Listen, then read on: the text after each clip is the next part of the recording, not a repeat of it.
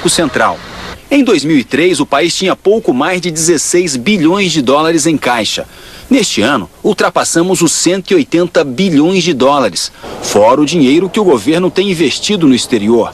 Hoje, pela primeira vez na história, o Banco Central anunciou que o Brasil tem dinheiro em caixa para quitar todas as dívidas do país no exterior. Governo e empresas brasileiras devem juntos 197 bilhões e 700 milhões de dólares. O Brasil poderia pagar tudo e ainda sobrariam 4 bilhões de dólares. Ficou para trás o fantasma da dívida externa, que assombrou o país nas décadas de 80 e 90. No Palácio do Planalto, o presidente Lula comemorou a notícia.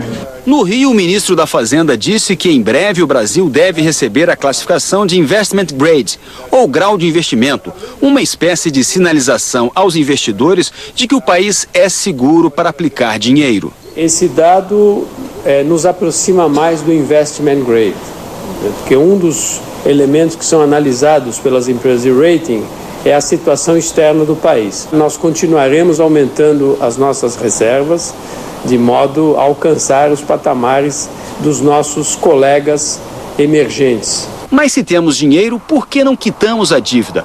Primeiro, porque parte dela é de empresas privadas. E além disso, segundo o Banco Central, não é um bom negócio. O contador José Antônio França vive situação semelhante. Ele tem dinheiro em caixa para quitar o empréstimo de R$30 mil que fez para comprar um carro. Mesmo assim, prefere manter suas economias. Eu posso usar melhor o dinheiro que eu tenho hoje na outra aplicação, já que ele me dá um rendimento maior do que o juro que eu pago na compra do...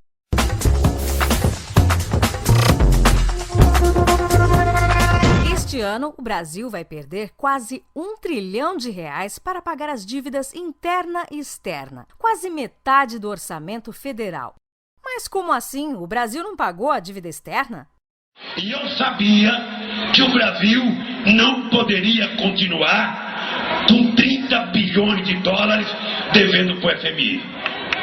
Hoje, nós não devemos um centavo e o FMI não dá mais palpite aqui. Em 2007, o presidente Lula disse que tinha pago a dívida e emprestado dinheiro para o FMI. Não foi bem assim.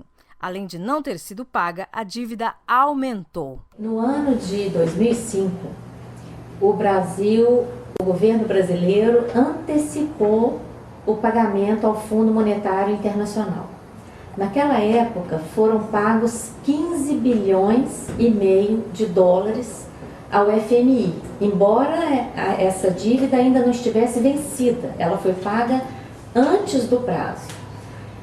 Foi feita uma grande propaganda e um grande anúncio público de que a dívida brasileira tinha acabado, porque nós havíamos pago ao FMI. Ocorre que essa parte da dívida que foi paga ao FMI correspondia a apenas 2% da dívida brasileira. E mais, como que essa dívida foi paga? Para pagar ao FMI, o Tesouro Nacional emitiu novos títulos, tanto da dívida interna como da dívida externa. Então, pagamos, a dívida simplesmente mudou de mãos.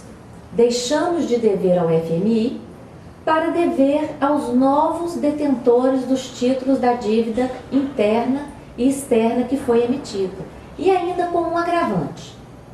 A dívida com o FMI é uma dívida que possui dois custos. Um custo político, porque o FMI, quando faz um empréstimo, ele exige que o país assuma a agenda política que ele impõe, a agenda econômica que ele impõe, e existe o custo financeiro da dívida com o FMI. Esse custo financeiro é muito barato comparativamente aos outros empréstimos, até porque é uma armadilha mesmo, para ser um empréstimo barato, para levar os países a cumprirem essa agenda que ele impõe. Então, o que significou esse pagamento ao FMI?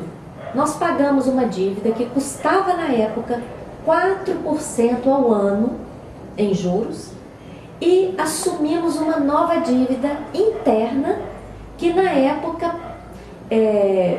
pagava juros de 19% ao ano. Então, veja bem, trocamos uma dívida de custo 4% por uma dívida de 19%.